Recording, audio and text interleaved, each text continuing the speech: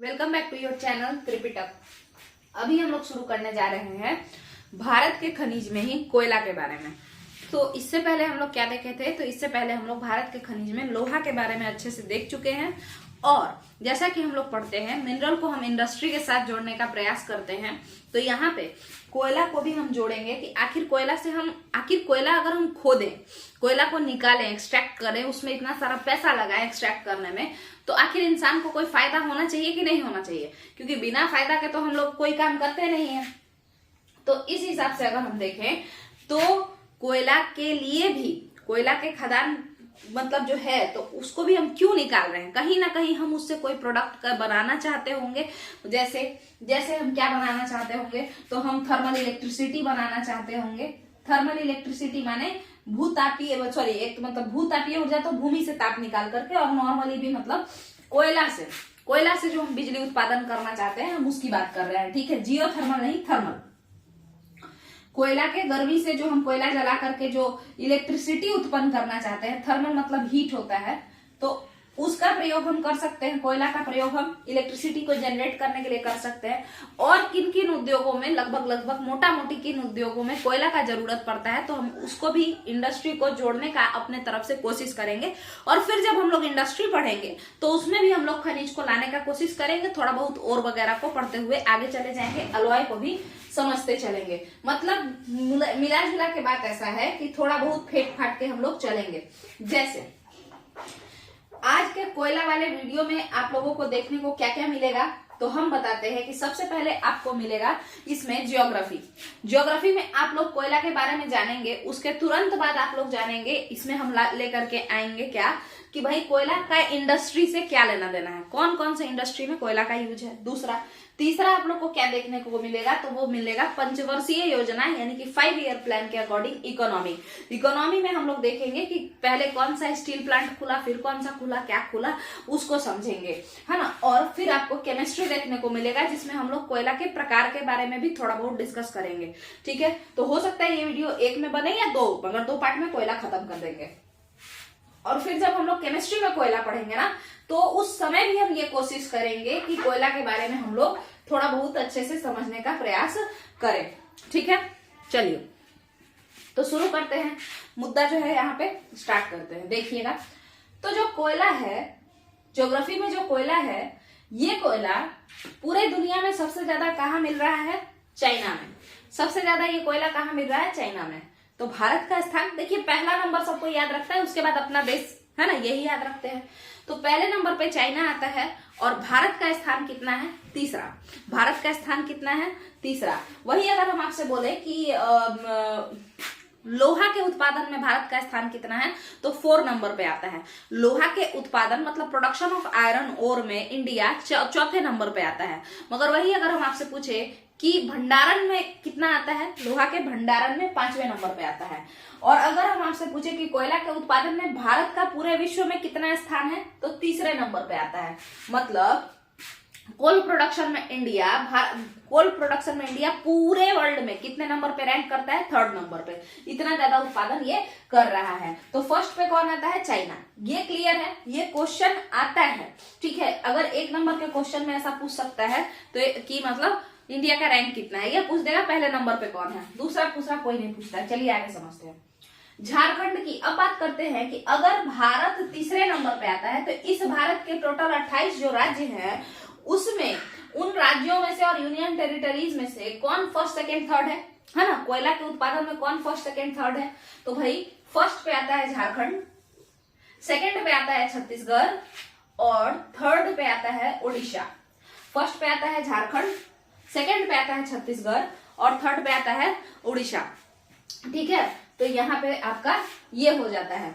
अब हम लोग आगे चलते हैं। जबकि वही आपसे पूछेंगे कि लोहा के उत्पादन पे पहले नंबर पे कौन आता है, ये आता है उड़ीसा। पिछला वीडियो में हम बताए हैं, और कंपेयर हम लोग करते चलेंगे। इससे मतलब बहुत अच्छा रहता है, आदमी को याद होते रहता है, मतलब मेरा भी रिवीजन होता जाएगा, और आप लोग को भी कंपेयर करने पे ज्यादा अच्छे से समझ में आता है। तो देखिए, उड़ीसा जो कि कोयला के उत्पादन में तीसरे नंबर पे आता है। कोयला के उत्पादन में कितने नंबर पे आता है, तीसरे नंबर पे। अच्छा, और वो उड़ीसा आयरन के उत्पादन में कितने नंबर पे आता है, पहले नंबर पे। ठीक है, छत्तीसगढ़ जो कि कोयला के उत्पादन में भी दूसरे नंबर पे आता है और आयरन के उत्पादन में भी दूसरे नंबर पे है। छत्तीसगढ़ कोयला के उत्पादन में भी दूसरे नंबर पे है और आयरन के उत्पादन में भी दूसरे नंबर पे है और फिर आपका कर्नाटक पड़ता है। ठीक है, तो यही सब आपका कहानी है। अब हम लोग आगे चलते हैं। अच्छा, आपको बता दें कि ये जो रैंकिंग है ना, ये कभी कभी आगे पीछे बीच बीच में होते रहता है क्योंकि सब लगभग उतने ही पे रहते हैं। चलिए आगे समझते हैं।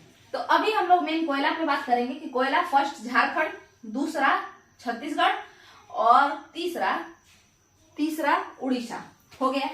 अब दूसरी बात, कुछ ऐसा जगह जहां पे पूरा का पूरा झारखंड में थोड़े ही कोयला निकलते रहता होगा, नहीं वैसे ही पूरा का पूरा छत्तीसगढ़ में थोड़े ही कोयला या लोहा निकलता होगा, नहीं कहीं कहीं खदान होते होंगे, उसी खदानों में से हम लोग निकालते होंगे, है ना, खोद के निकाला जाता होगा मशीन से, मेटलर्जी जिसको कहते हैं। तो देखिए झारखंड के कहाँ कहाँ होता है भाई, तो सिंहभूम में होता है, धनबाद में होता है, पलामू में होता है, गिरिडीह में होता है। इन सारे जगहों पे आपको देखने को क्या मिलता है, इन सारे जगहों पे कोयला देखने को मिलता है।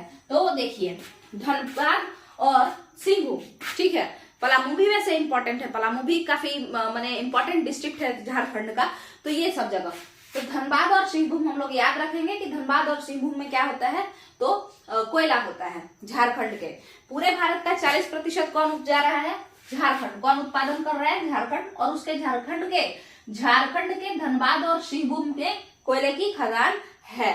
और कहाँ कहाँ है अगर आप लोग जानना चाहें तो पलामू में भी कोयला का खदान पाया जाता है। ठीक है, अब हम लोग आगे चलते हैं। गिरिडीह में भी कोयला का खदान पाया जाता है। और वही अगर बात करें हजारीबाग में क्या मिल रहा है आपको, तो लोहा मिलता है। हजारीबाग में लोहा का अमाउंट ज्यादा है, ठीक है, आयरन और वहां पे ज्यादा देखने को मिलते हैं। अब हम लोग आगे बढ़ जाते हैं और छत्तीसगढ़ पे आते हैं। छत्तीसगढ़ की अगर हम बात करें तो ये रायगढ़ का नाम लिया जा रहा है कि छत्तीसगढ़ में एक रायगढ़ है और रायगढ़ में क्या है, तो कोयला का खदान है, कोयला वहां पे मिलता है, कोयला उत्पादित किया जाता है। ठीक है, अब एक बात समझिए, आप लोग अगर पिछला वीडियो देखे होंगे तो लौह अयस्क वाला यानी आयरन ओर के प्रोडक्शन में भी छत्तीसगढ़ में रायगढ़ का नाम आता है, बस्तर का नाम आता है।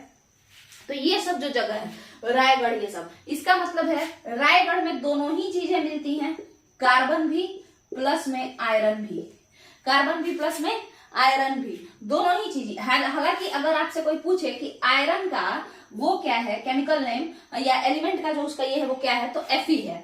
ठीक है, एटॉमिक जो एलिमेंट का जो सिंबल है वो क्या है, Fe है। ठीक है, ये दोनों ही कहाँ पाया जाता है, छत्तीसगढ़ में। अब इसी को हम जोड़ के दिखाते हैं, देखिएगा कि इंडस्ट्री यहाँ पे कैसा लगा सकते हैं। तो देखिए, आप बताइए कि स्टील इंडस्ट्री में, स्टील बनाने में किस किस चीज का यूज होता है, तो जाहिर सी बात है कि कार्बन यानी कि कोयला, और दूसरा आयरन, ये सबसे मोस्ट इंपॉर्टेंट होते हैं किसी भी स्टील को बनाने के लिए, तो आपको पता होना चाहिए। तो अब जहां पे ये सारे जगहों पे, इन सारे जगहों में जहां पे भी आयरन और कार्बन दोनों एक साथ मिल जाएगा तो हम लोग किसको चूज करेंगे, हम लोग इसी जगह को ना चूज करेंगे स्टील लगाने के लिए। और आपको बता दें कि धनबाद, सिंहभूम, ये सब इलाका में भी लोहा मिलता है। ठीक है, तो कोयला भी मिलता है और लोहा भी मिलता है ना। इस इलाके में भी कार्बन भी मिलता है, कार्बन कोयला ही है, और प्लस में लोहा भी मिलता है। तो जाहिर सा बात है कि स्टील हम यहाँ लगाएंगे या फिर यहाँ भी लगाएंगे तो फायदे में रहेंगे। ठीक है, मगर और भी तो तरीका हो सकता है क्या, मान के चलिए कहीं पे केवल कोयला मिलता हो, केवल कोयला, है ना, और बगल में दूर थोड़ा सा आगे जाकर के लोहा मिलता हो, तो हम वहां भी लगा सकते हैं। और ये काम ब्रिटिश सरकार किया था, मतलब भारत के आजादी से पहले ब्रिटिश राज ने क्या किया था कि उसको स्टील का फैक्ट्री लगाना था। ठीक है, अब स्टील का फैक्ट्री उसको बार बार काहे लगाना होता था भाई, तो कारण ये था कि वो लोग भर दिन खाली सबसे लड़ाई करते रहता था, दम भर लड़ाई पीटी, मारा पीटी बिहार में बोलते हैं झगड़ा को। ठीक है, तो कहने का मतलब क्या है कि दिन भर झगड़ा लोग करते रहता था ब्रिटिश सरकार। ठीक है, किससे, राजाओं से, है ना, हर किसी से, किसान से कभी झगड़ा, कभी किसी से झगड़ा, हर वक्त होते रहता था उन लोगों का। तो उसके लिए आपको बंदूक वगैरह चाहिए कि नहीं चाहिए, तलवार चाहिए कि नहीं चाहिए, तो ये सब चीज, उसके अलावा रेलवे वगैरह ये सब में भी जो है इंपॉर्टेंट चीज है, इंपॉर्टेंट कंट्रीब्यूशन है इस स्टील का।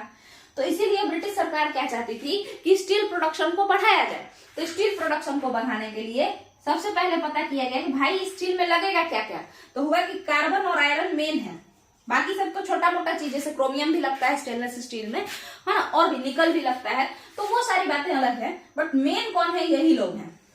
तो ब्रिटिश सरकार कही कि ऐसा जगह खोजो स्टील का प्रोडक्शन करने के लिए, ऐसा जगह खोजो जहां पे हम स्टील बनाने का प्लांट लगाए, जहां पे ये दोनों मिलता हो, या फिर केवल कार्बन मिलता हो या फिर केवल आयरन मिलता हो, आसपास में दोनों होने चाहिए। ठीक है, तो इन लोगों ने पूरा दिमाग लगाया नहीं, ये लोग जल्दी जल्दी में क्या किए, जहां कोयला मिलता था, जो कि कहाँ है, आसनसोल जो कि वेस्ट बंगाल में है, यहाँ पे केवल कोयला मिलता है और आयरन नहीं मिलता है। ठीक है, तो यहीं पर सबसे पहला स्टील इंडस्ट्री लगाया गया ब्रिटिश सरकार के द्वारा कुल्टी में। ठीक है, तो यही सब देख करके हम लोग इंडस्ट्री को लगाते हैं। और पिछले वीडियो में हम ये भी बताए थे कि मार्केट बेस्ड है या फिर आपका ये उसको क्या रॉ मटेरियल बेस्ड है। अगर रॉ मटेरियल बेस्ड है कोई प्रोडक्ट, तो आप उसको कहाँ लगाएंगे, जहां वो रॉ मटेरियल मिलता है।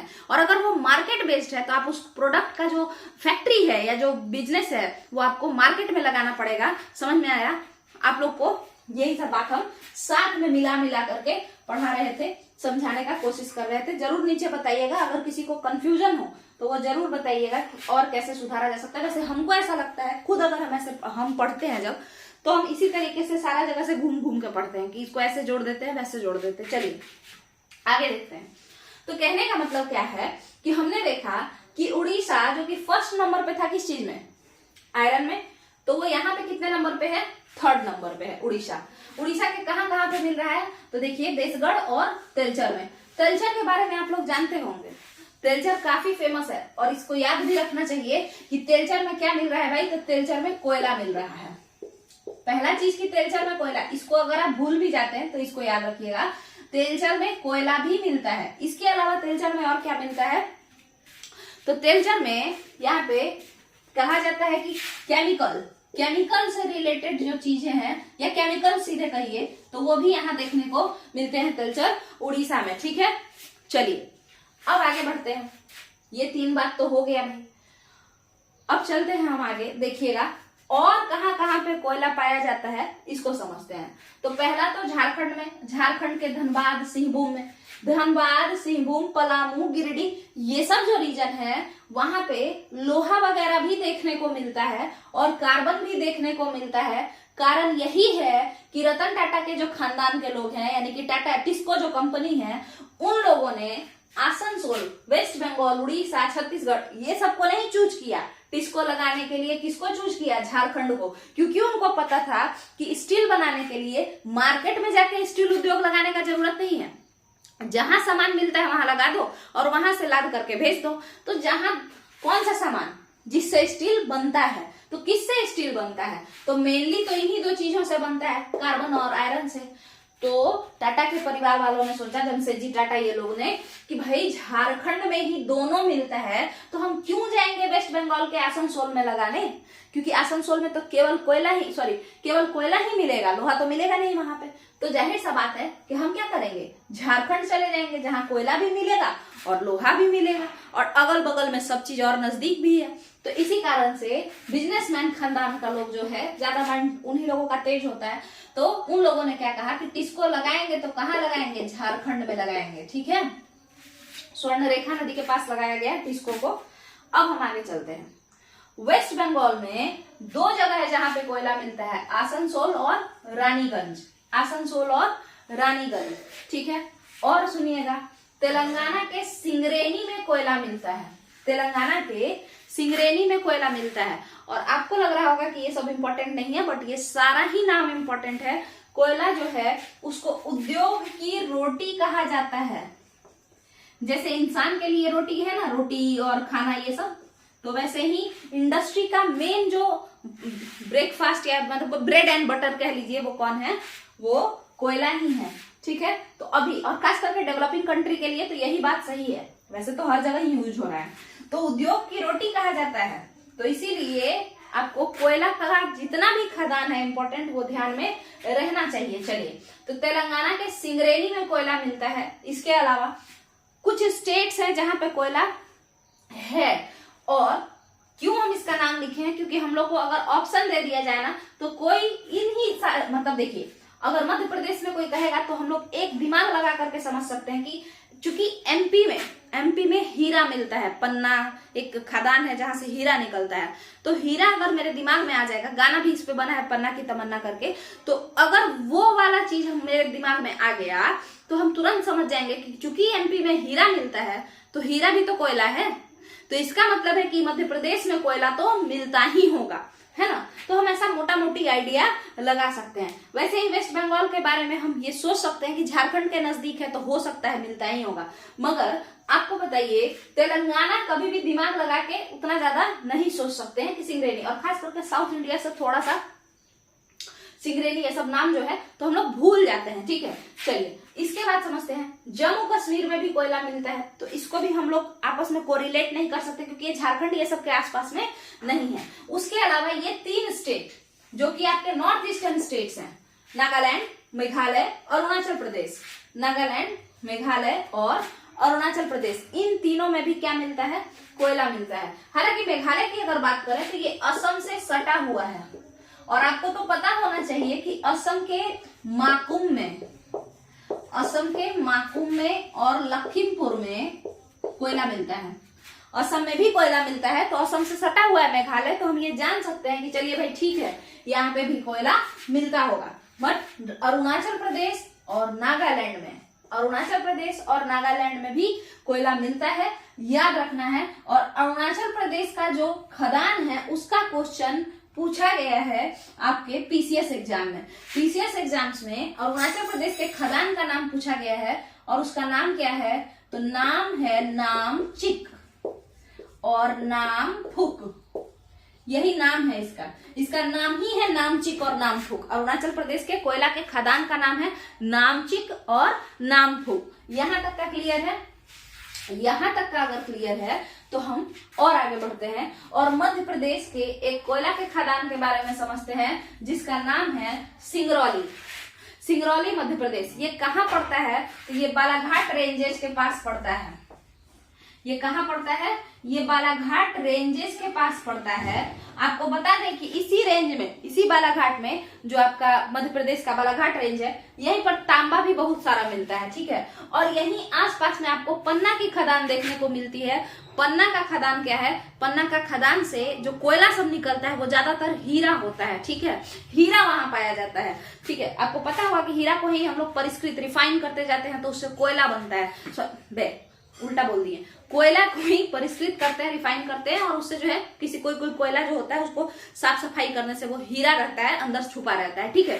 तो कहने का मतलब क्या है ना कि पन्ना की खदान कहाँ है, यही आसपास में है, सिंगरौली ये सब के आसपास में, बालाघाट रेंजेस में, ठीक है। चलिए सिंगरौली में खासियत क्या है, सिंगरौली का जो कोयला होता है वो बड़ा बड़ा होता है और मोटा मोटा होता है। यही इसकी सबसे बड़ी खासियत है कि सिंगरौली का कोयला काफी बड़ा होता है और इन बाकी कोयलों से थोड़ा मोटा मोटा होता है, यानी अच्छा क्वालिटी का कोयला आपको मध्य प्रदेश के सिंगरौली में देखने को मिलता है। अच्छा, क्या ये याद करने का जरूरत है कि मध्य प्रदेश का जो कोयला है वो अच्छे क्वालिटी का है? इतना अच्छा क्वालिटी का है कि हीरा बन जा रहा है, तो इससे अच्छा क्वालिटी क्या हो सकता है। मान के चलिए इंसान तो सारे ही होते हैं, बट जो सबसे अच्छा क्वालिटी का इंसान कौन होगा, सभी लोग इंसान हैं, मगर जो जितना ज्यादा तपेगा, जितना ज्यादा संघर्ष करेगा, मेहनत करेगा, तो वो अच्छा इंसान बन जाएगा, मतलब सक्सेसफुल इंसान बन जाएगा। तो जाहिर सा बात है कि फिर उसको कहने का जरूरत है कि ये बाकी इंसान में अच्छे क्वालिटी का है। सिंगरौली का कोयला अच्छा होता है तभी तो इसके आसपास के कोयला लोग जो है वो हीरा है। चलिए अब आगे समझते हैं सिंगरौली कहाँ है, मध्य प्रदेश में। अच्छा यहाँ देखिएगा, ये सिंगरेनी और सिंगरौली कंफ्यूज करता है। सिंगरेनी तेलंगाना में है और सिंगरौली मध्य प्रदेश में है, ठीक है। चलिए अब आगे समझते हैं। अब आपका इससे रिलेटेड, कोयला से रिलेटेड कौन कौन सा इंडस्ट्री लगाया जा सकता है, इस पे बात करना है। और उसके बाद हम बताएंगे कि कोयला का इंडस्ट्री कहाँ कहाँ लगा है, मतलब कहाँ कहाँ क्या, सारा तो जरूरी होता भी नहीं है, बट ठीक है आगे देखते हैं। 2 बात बचा है। पहला कि कोयला से रिलेटेड कौन कौन सा इंडस्ट्री होता है, और दूसरा कोयला का क्या कितना प्रकार है, ठीक है, कोयला का कितना प्रकार है और गवर्नमेंट ने किस तरीके से स्टील इंडस्ट्री को प्रमोट किया है। ये 2 चीजें हम लोगों को समझना है। चलिए देखते हैं, 1 मिनट रुकिएगा, इस वीडियो को हम देख लेते हैं थोड़ा। 2 चीज बस बचा है, पहला यही कि कोयला का कितना प्रकार है, और दूसरा कि कौन कौन सा उद्योग है, और मतलब कौन कौन सा उद्योग का भरण पोषण कोयला करता है। और दूसरा जो तीसरा बात जो आपका आ जाएगा वो ये है कि गवर्नमेंट जो 5 ईयर इकोनॉमिक प्लान हम बताए थे कि आखिर कहाँ से, क्योंकि ये क्वेश्चन आता है, स्टील से रिलेटेड क्वेश्चन आता है, और जो कि इन्हीं सब चीजों से रिलेटेड है। आपको बता दें कि उन्हीं जगहों पे आपको स्टील का इंडस्ट्री लगा हुआ देखने को मिलेगा जहां पे कोयला होगा या फिर आयरन होगा या फिर दोनों होगा। ज्यादातर वैसे जो जगहों को चूज किया जाता है जानबूझ करके जहां पे दोनों हो, ठीक है, ताकि पैसा बचे और प्रोडक्शन ज्यादा हो, और ये सब फालतू जो होता है ना, यहाँ से सामान ढोने वहां से सामान ढोने में, ये सब में पैसा कम खर्चा हो, ठीक है। तो हम एक बार देख लेते हैं, नहीं तो हम इसको सेकेंड पार्ट में बता देंगे। तो यहीं पे हम इस वीडियो को खत्म करते हैं, क्योंकि ये 20-25 मिनट का वीडियो पहले ही से हो चुका है। तो इसको हम रोकते हैं, और इसके बाद अगले पार्ट में हम लोग कोयला को पूरा खत्म कर देंगे। चलिए ठीक है, थैंक यू।